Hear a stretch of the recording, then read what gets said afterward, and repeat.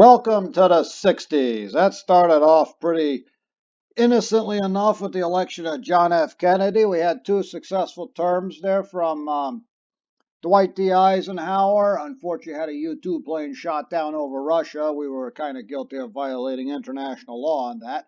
But that's okay. We got a new guy in here now, JFK. He's going to lead us to awesome and fantastic glory.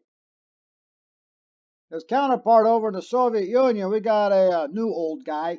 His name Nikita Khrushchev. He came along in 1956 after Stalin dropped off, and he's going to be around for a while. And he's an interesting character. Legend has it he was at the United Nations, didn't care for the way his speech was going, and beat a shoe on the desk. Not really sure if that's true or not, but take a look at this guy. Yeah, I could actually believe that, believe it or not. And Nikita Khrushchev is very much not a fan of JFK. They met, and he deduced that the new guy over in the U.S. is a weakling and will do nothing to stop him from doing stuff like building the Berlin Wall. Also, Cuba has gone communist. Oh, great, they got a new ally on the American doorstep. Now, if you remember correctly, Fidel Castro had begun a revolution in Cuba against a guy named Batista. And, well, what do you need for a successful revolution? You remember this, don't you? Go ahead. Pretend you're not looking at it right now. You need support of the people. Does Castro have support of the people against the dictator Batista? Yes, he does. Does he have sanctuary? Yes, he does. Party like it's 1898, they're back in the Central Mountains again. And outside help. Here is where it gets tricky. Batista is being supported by the United States.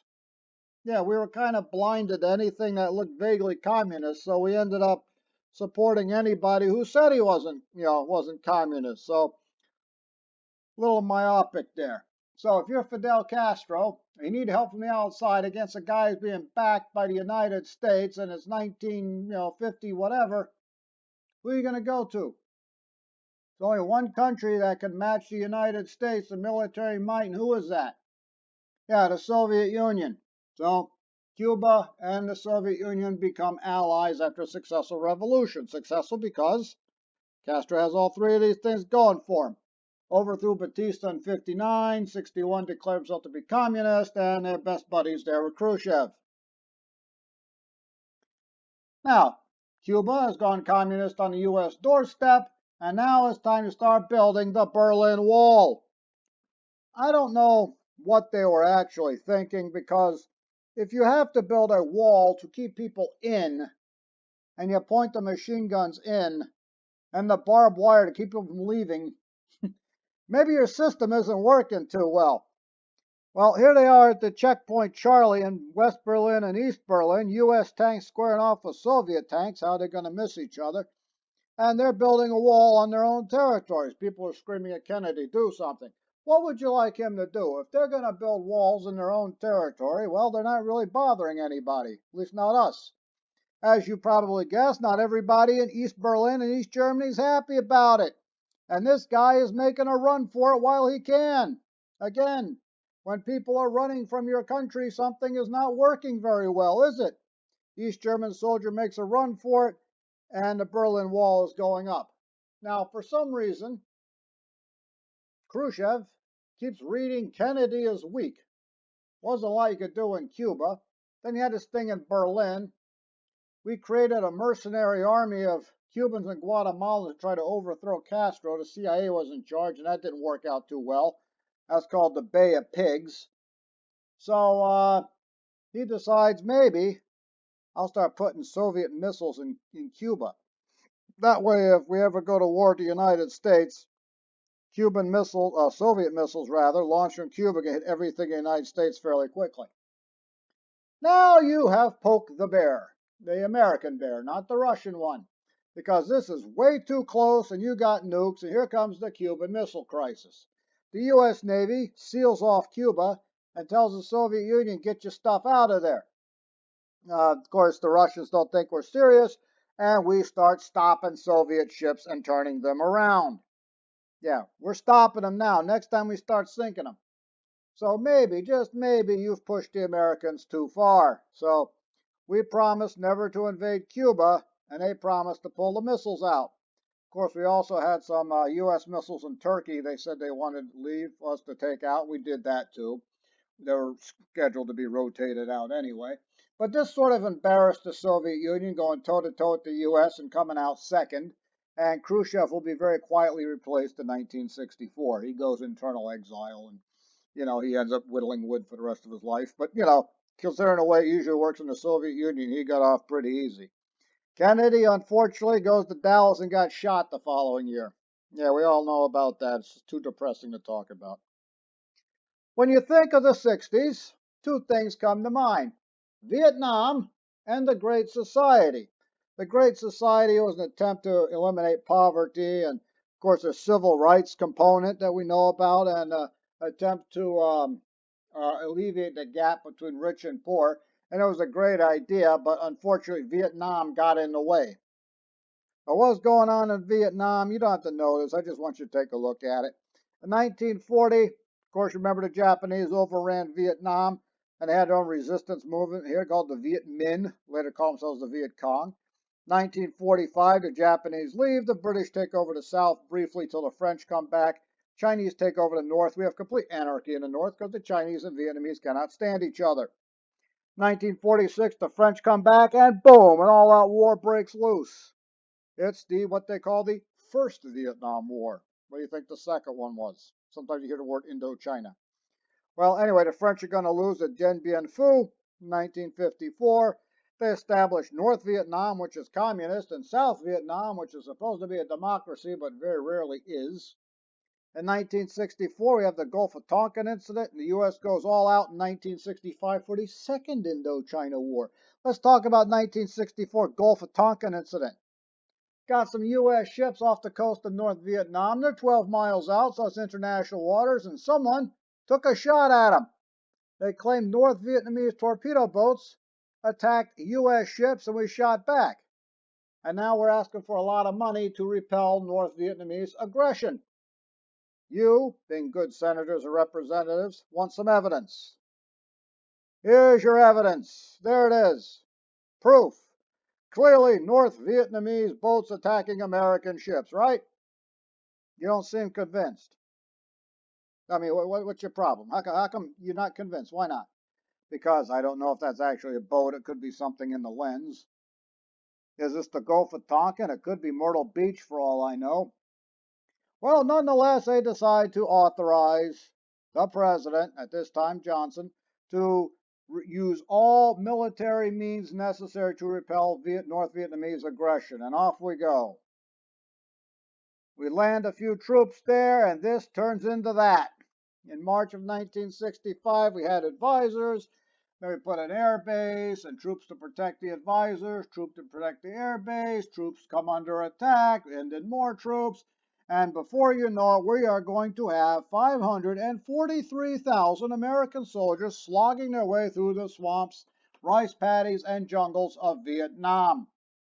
See, usually you got a beginning date on stuff like this. Pearl Harbor, beginning of the Second World War. Korea, the day the North Koreans attacked, June 25, 1950. First World War, declaration of war. Vietnam, it's really hard to put a beginning date on this thing. We get authorization to retaliate in 64. They send troops in there, and before you know it, boom, we got this. So I always just pick 1965 because it's the middle of the decade. Doesn't matter to these guys, they're the ones stuck in the middle of the war. This is an iconic image of the Vietnam War, the Huey helicopter. First time helicopters going to play a major role in warfare. And why wouldn't they? Look at these guys. Look what they're walking through. Can't see down here. Could be booby traps. Takes forever to walk through this stuff. You take a helicopter land, they're already halfway to wherever it is they're going. But this is a different kind of war. It's not the Second World War. It's not like you have enemy in front of you. There's no combat lines. You're not fighting the Waffen-SS or Imperial Japanese military over here. It's you go after guerrillas. You don't know who's the enemy, who's not the enemy. You can't see anything. Someone takes a shot at you. You just blast away at the jungle, and who knows who you hit. It's just not a very good war to fight in, and a lot of people back home aren't even sure why we're mixed up in it. In fact, they didn't, like I said, not even sure when it actually started, so you're not even sure who your enemy is. Now, helicopters get even meaner. Look at this thing. This is called the Cobra. This was the initial design of the thing. This gun's going to get nastier and it got more missiles.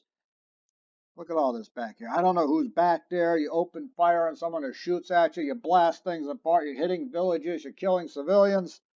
This is not an easy war to fight. Remember we talked about the air mobile cavalry here. I wanted to show you this picture too. See, you can't see anything down here. It's very hard to see anything. And they have to fight their way through this thing, and hopefully your foot doesn't get blown off by a booby trap or something, which means these guys are walking. They're not going to go running towards anybody. The end of the day, ground pounding infantry, that's how you win this. We got 543,000 people there, and look at what they got to go through. Look at this, they're walking through the mud, go through this. It's really hot. You know what the most important piece of equipment a U.S. soldier could have in Vietnam was? His socks. Change your socks every single day, especially in a jungle, because if you don't, feet are gonna rot off, and then of course you die. It's called gangrene. Slower version, much more nastier version. Please don't do this if you have to, and if you do, wear socks. Always change your socks. I don't care where you live. Change your socks every day. Here's the guy who's leading Vietnam in the beginning, Ho Chi Minh. Educated in France, very smart man. He actually worked in the United States in several hotels, maybe even GM. Can't find his time cards, but they're pretty sure he worked there. He's working in New York at the hotels there, lived in the Soviet Union and China, been around, speaks French, Russian, supposedly good English. Founder of the Viet Minh, later Viet Cong independence movement. He's going to be running North Vietnam. He wanted to be a U.S. citizen, but back then you had to pass a lot of tests and a background check, and he couldn't pass it because he'd been to the Soviet Union and China. He modeled North Vietnam's independence struggle on the Revolutionary War. But, kind of like Fidel Castro, he's got a little bit of a problem. You need a revolution? What are your three things you need for a successful revolution? Support of the people. He's got it, especially North Vietnam. Sanctuary. North Vietnam's a sanctuary. We never invade the place. And here we go. Support from the outside. If he's trying to conquer South Vietnam to connect it to the north, and the south is being protected by the United States, who does Ho Chi Minh have to turn to in the 60s? Unfortunately, it's the Soviet Union and China. He is a committed communist, but he's more of a Vietnamese nationalist. He's doing whatever it is he's got to do to get support from the Soviet Union and China. He wants to unite Vietnam, and if Soviet Union and China want to help foot the bill, then fine, he'll spout off the communist stuff. He himself is an atheist. Most Vietnamese are Buddhist. You're not supposed to have a church or religion in a communist country. He's fine with it. He doesn't care. If you're crazy enough to fight next to him, he can worship whatever you want, that kind of thing. So Ho Chi Minh is the guy we're dealing with. He's going to actually die in 1968 in the middle of the war, and they run it by committee. Ho Chi Minh is the guy we're after. Here's his drinking buddy. Here's Ho Chi Minh. Got his nice little Bermuda shorts on and stuff. From everything I heard, he's actually a pretty nice guy. I don't know. Never met the guy. Here's his drinking buddy, one of the greatest generals you never met, ever heard of. General Vo Win. I've heard Guyap and Gap before. I'm not 100% sure how you say his name. One of the best generals you've never heard of. There he is as a young man in the 50s, and he died in like 2013. He was the commander of the Viet Minh when they fought the French.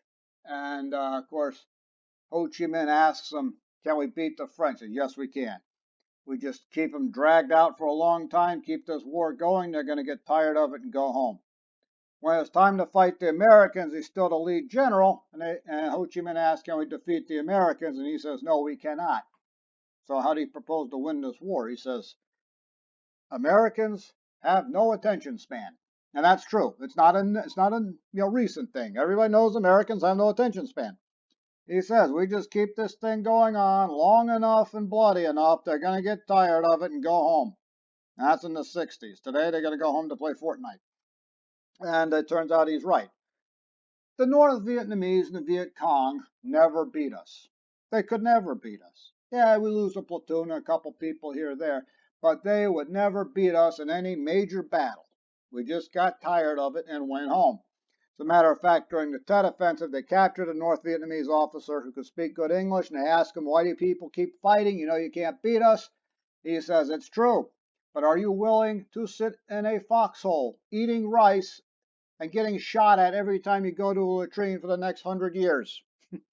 No, we're not. Okay, we're Americans. We want to get it done and done now and go home to play Call of Duty. Here's the U.S. strategy in Vietnam. Search, look for the enemy, destroy them. Repeat. Search and destroy, repeat. Search and destroy, repeat. Search and destroy, repeat. We go over the same ground so many times, destroying stuff, and they rebuild, we blow it away again. It got to the point that a lot of U.S. map makers began to know the country better than the Vietnamese themselves. Problem is, we kept rotating people out. They'd serve for a year and leave. Some people came back to 2 or 3 tours, but most people, did their thing and got out. So it just goes on over and over and over and over. And when are you finally tired of this stuff? They're Americans. The fact we stayed till 1973 is a minor miracle. Tet Offensive in 1968 is kind of the turning point. They launched everything they had at us all across the country, broke into the U.S. Embassy and shot up half the place. We destroyed their attack force, but, it's on TV and it looks like we have no control of the place. Here's the chief of police for Saigon in South Vietnam, suspected terrorist who blew up a school bus full of kids and he shoots them in the head on TV. If they'd known what he did, they probably wouldn't have been so mad, but you gotta admit, this is rather disturbing. And even though we crushed the Viet Cong and hurt the North Vietnamese really bad in 1968, they just keep coming. And we're getting tired of it. We just can't keep doing this thing because we have no attention span. They'll never chase us out, but we're never going to beat them either. After the Tet Offensive, President Johnson was just had a little bit of a breakdown right there. You could tell he's not too happy. I got to feel Mr. H looked like that too after the last Steeler game, but we're not going to get too into that. And he decides he is not running for re-election in 1968. Chances are he probably wouldn't win anyway because the Vietnam War is extremely unpopular and, people are just tired of it. Oops, shot past it. Anyway, Richard Nixon's the next guy on up here. He's a different party, Republican. Things don't appear to be working out, so they're going to shift gears. 1969 to 74, president number 37 is Richard Nixon. Here's the one from Futurama. So apparently he ran from 3000 to 3012 too. I'll let you know when we get there, right? Send me an email. Oh, here's Henry Kissinger. He's his national security advisor, actually born in Germany, has that real thick German accent. Thinks he's a latter-day Metternich. Looks like Metternich and, I don't know, salamander or something like that. I'm not sure. Smart man, but I don't know. I don't think his Tinder account's going to be very active. So Henry Kissinger thinks he's got the idea. He thinks he's got the way he's going to solve everything in the Cold War in Vietnam. He wants peace with honor in Vietnam and a new relationship with the Soviet Union and China. In the meantime, let's bomb North Vietnam into submission. Here comes the B-52. We're just going to keep bombing these guys until they come to the peace table. Right? We can't chase them out, but we can keep bombing them. Sooner or later, we're going to get peace with honor. Meanwhile, the anti-war protest gets much bigger. In the late 60s, it got really bad. And in Kent State in Ohio, somebody lost their mind, and the Ohio National Guard, not sure what they're doing on a college campus, opens fire on a protest and ends up killing 4 students. One of these students was nowhere near the protest and in the ROTC program, got hit by an errant shot. So now people are really upset. It's gotten to the point where Americans are shooting at Americans. We really need to wrap up this Vietnam thing. It's not that easy. Remember the 3 conditions for a revolution. They've got them. They've got the support of the people in South Vietnam, or at least enough of them. They've got their sanctuary in North Vietnam. It's getting bombed, but we're not attacking it. And of course, support from the Chinese and the Russians. They also have the Ho Chi Minh Trail. We bombed this, but now they start coming through Laos. They're coming down through Cambodia. They're bringing weapons to all the guerrillas down here, and the South Vietnamese who are now taking the North Vietnamese side. It's the Ho Chi Minh Trail. We try to bomb that too, hitting Laos and Cambodia, two other countries, but hey,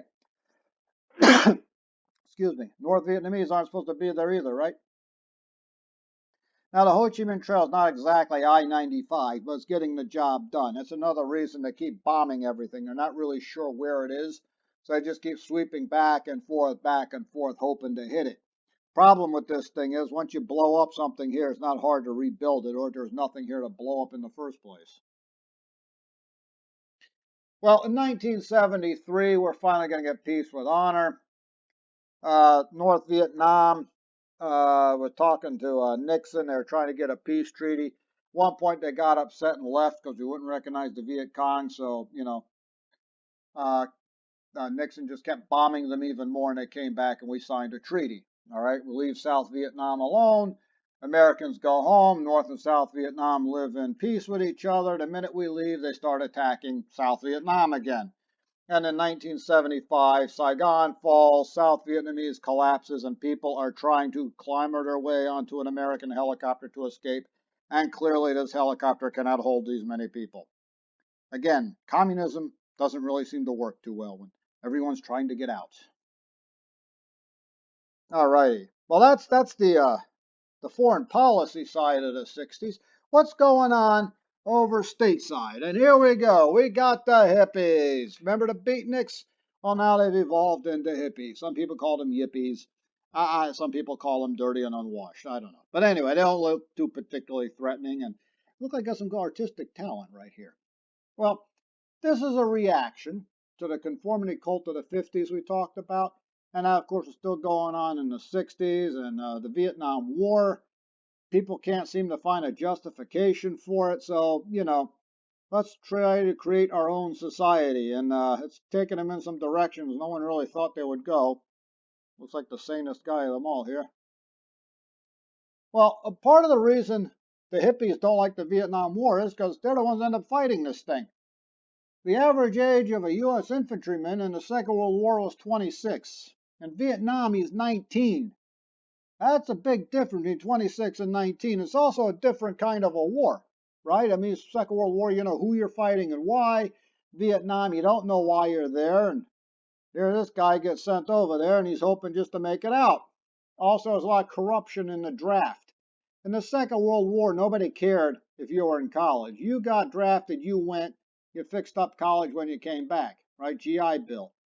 In Vietnam, a lot of people who weren't supposed to be in college mysteriously got in and got college deferments. And since the war was still going when they graduated, they tried to go a fifth year, maybe a sixth year.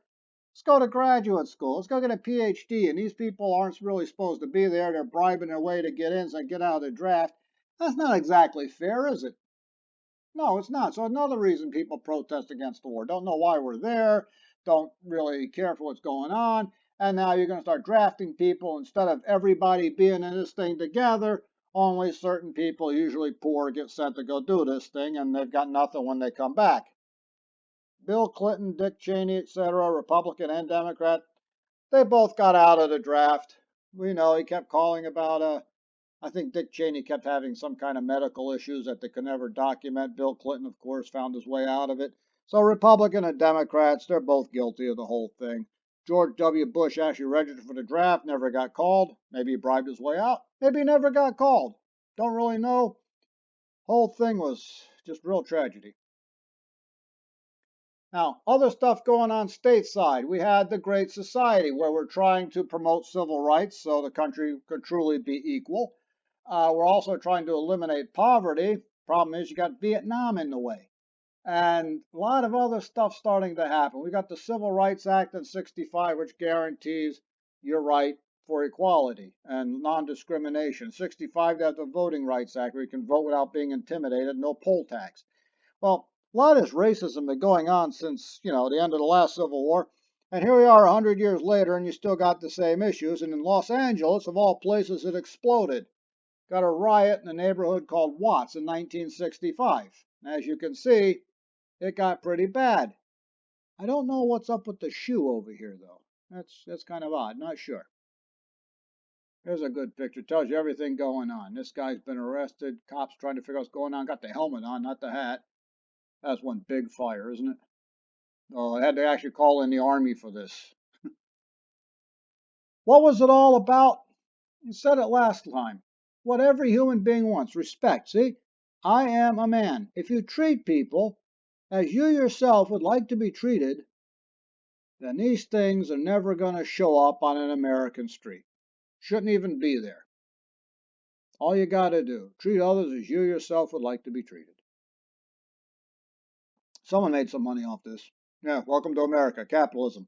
Participant, 1965 Watts riots. Might want to be careful. Don't know if you can get called in as a possible witness to something. Of course, it's 1965. I think you're pretty safe now. April the 4th, 1968 is a horrible day for America. Dr. Martin Luther King gets assassinated in Memphis, Tennessee.